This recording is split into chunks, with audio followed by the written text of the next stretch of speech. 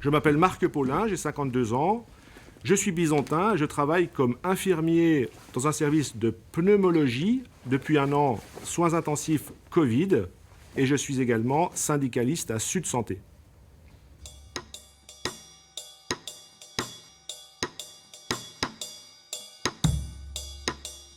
Quand on voyait des images, c'était surtout des images de Chine où on voyait les gens qui s'étaient claquemurés chez eux et les rues étaient désertes. Et puis les images d'ensuite, c'était les images d'Italie où on voyait le désastre dans les hôpitaux et on se disait, c'est pas possible que ça arrive chez nous. Et quand Colmar et Mulhouse nous ont envoyé leurs témoignages, là j'ai pris conscience que ça allait arriver chez nous.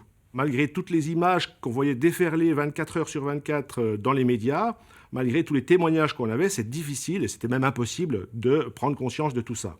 Et je n'y ai pas du tout cru jusqu'au jour où c'est apparu.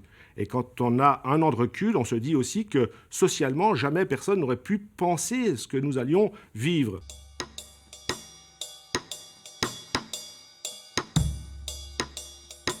Alors au CHU, l'état général au début de la première vague, c'était nous étions tous épris de la même envie de participer à cette vague, à l'effort collectif. On se sentait épris de quelque chose qui nous dépassait. On se dit à la fois, oui, que notre rôle, il est d'être là à l'instant où on y est, parce qu'on y est pleinement dans notre fonction de soignant, et en même temps, on est dans l'émotion totale avec l'inconnu du Covid. On ne sait pas ce que c'est que cette nouvelle maladie.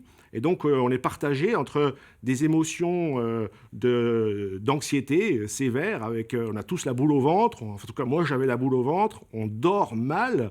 Qu'est-ce qu'on a mal dormi? Et on mange mal dans cette période-là. On a une deuxième émotion qui nous vient, c'est un état dépressif ou une déprime avec quand même... c'était pas drôle, hein, dans les services Covid, c'est toujours pas drôle.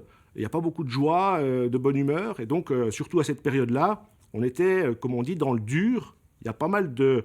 Dans les services, on était très professionnels, mais quand on parlait autour de nous, comment on le vivait chez soi, il y avait beaucoup de pleurs, beaucoup de larmes. Moi, j'étais hypersensible et plusieurs fois, j'ai déversé des larmes, voilà, comme ça, qui m'arrivaient même en réunion. Voilà, c'était assez particulier.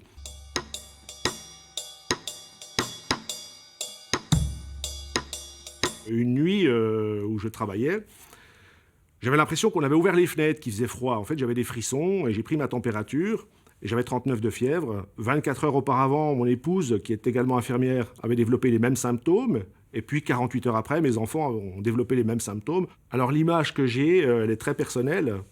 Au 10e jour de notre contamination du Covid, fin mars, donc c'était début avril, mon épouse a fait un malaise chez nous, a perdu connaissance. On était les 5 ensemble avec mes 3 enfants. Bon, ça calme, voilà, ça plombe et ça nous rappelle que finalement notre vie est peu de choses, elle est fragile et qu'on ne doit pas... la gâcher et qu'on doit l'utiliser pour en faire quelque chose.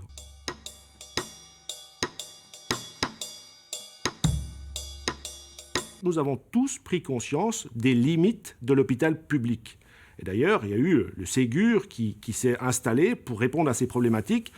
J'ai envie de dire que le Ségur ne va rien résoudre, que les lits continuent à être fermés et donc on aura toujours un hôpital qui sera sous-dimensionné et avec des personnels qui seront utilisés et surutilisés et qui se fatiguent. Et donc ça, c'est le combat que je vais continuer de mener parce que ça ne va pas changer.